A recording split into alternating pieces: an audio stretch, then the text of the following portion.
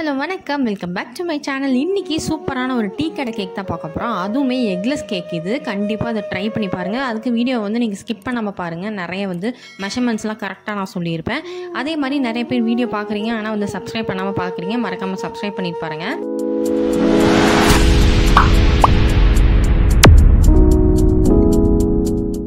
நீங்கள் மெஷர்மெண்ட்காக எந்த கப் வேணால் யூஸ் பண்ணிக்கலாம். நான் மெஷரிங் கப் யூஸ் பண்ணியிருக்கேன். நான் அரை கப்பு புளிக்காத தயிர் எடுத்திருக்கேன். 1/4 கப்பு ரீஃபைண்ட் ஆயில் எடுத்திருக்கேன். நீங்கள் ஆயிலுக்கு பதிலாக உருக்கின வெண்ணெய் இல்லைன்னா நெய் இந்த மாதிரி நீங்கள் ஆட் பண்ணிக்கலாம். அதே ரேஷியோ தான் இதுக்கும். இப்போ இந்த ரெண்டையும் நல்லா மிக்ஸ் பண்ணிக்கணும். ஒரு க்ரீம் பதத்துக்கு வரும். அது நல்லா மிக்ஸ் பண்ணிங்க அப்படின்னா நல்லா ரெண்டும் பிளெண்ட் ஆயிரும். தயிருக்கு பதில் வேறு ஏதாவது ஆட் பண்ணலான்னு கேட்டிங்கன்னா கண்டிப்பாக கூடாது, தயிர் தான் ஆட் பண்ணோம். எனக்கு தயிர் கொஞ்சம் தண்ணியாக இருந்ததுனால இந்த கன்சிஸ்டன்சியில் இருக்குது. உங்களுக்கு தயிர் இன்னும் கொஞ்சம் திக்காக இருக்குது அப்படின்னா இன்னும் நல்லா க்ரீமியாக கிடைக்கும். அதுவுமே கரெக்டான பதமாக தான் இருக்கும் உங்களுக்கு. இப்போ இது ஒரு ஓரமாக இருக்கட்டும். இப்போ ஒரு மிக்சி ஜாரில் நான் 1 கப் அளவுக்கு ரவை எடுத்திருக்கேன். நான் வறுக்காத ரவை தான் எடுத்திருக்கேன். நீங்கள் வறுத்த ரவை கூட யூஸ் பண்ணிக்கலாம், தப்பு கிடையாது.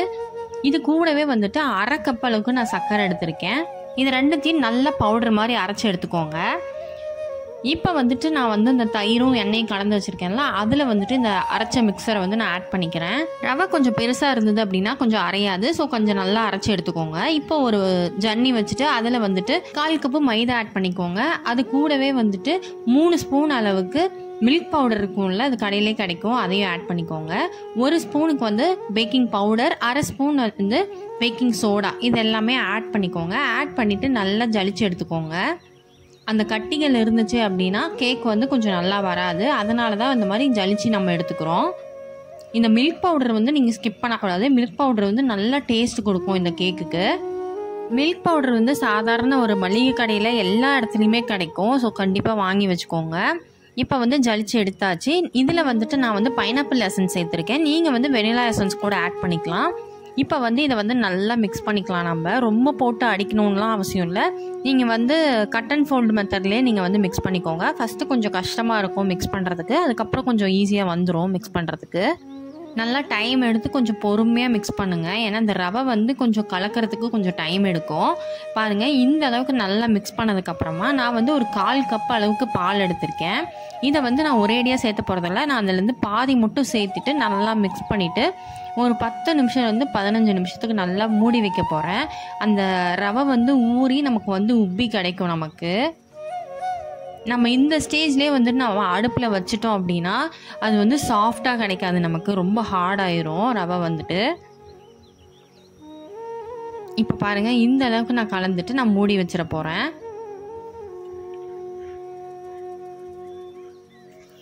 இப்போ இது மூடி வச்ச கேப்பில் நம்ம ஹை ஃப்ளேமில் வச்சுட்டு ஒரு மொத்தமான பாத்திரத்தை வச்சு நம்ம ப்ரீ ஹீட் பண்ணிக்கலாம் ஒரு 10 நிமிஷத்துக்கு. இப்போ பாருங்களேன் எந்த அளவுக்கு அது ஊறி வந்திருக்கு அப்படின்னு அந்த ரவை.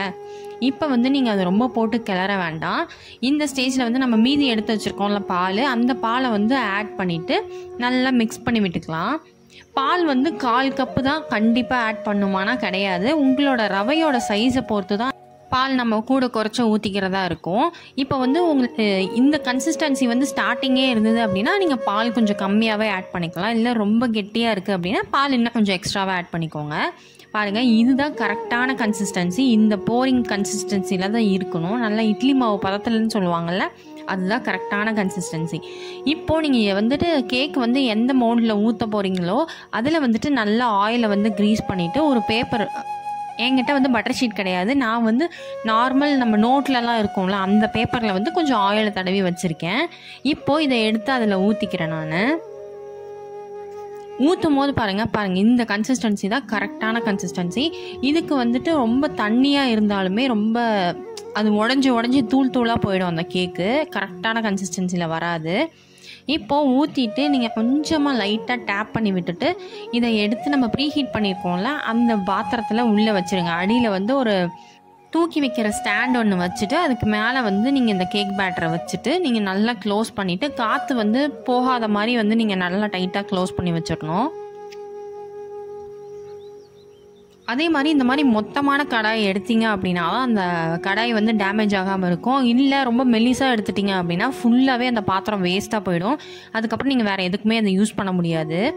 கரெக்டாக இதை வந்துட்டு நான் இப்போ இந்த கேக் பேட்டர் உள்ளே வச்சதுக்கப்புறமா நான் வந்து மீடியம் ஃப்ளேம்லேருந்து கொஞ்சம் கம்மி பண்ணிட்டேன். அதாவது ரொம்ப லோ ஃப்ளேம்லேயும் இல்லை, ரொம்ப ஹை ஃப்ளேம்லேயும் கிடையாது. கரெக்டாக மீடியம் ஃப்ளேமில் பார்த்துக்கோங்க. இந்த அளவுக்கு நான் வச்சுருந்தேன். ஷார்ப்பாக எனக்கு 20 மினிட்ஸில் கரெக்டாக பேக் ஆகி வந்துருச்சு. நீங்கள் வந்து ஒரு ஸ்டிக் எடுத்து உள்ளே வந்து இந்த மாதிரி குத்தி பார்த்தீங்க அப்படின்னா அந்த மாவு வந்து ஒட்டாமல் வரும். அப்போ வந்து கரெக்டாக வெந்துருச்சுன்னு அர்த்தம். அப்போ ஸ்டவ் ஆஃப் பண்ணிடுங்க.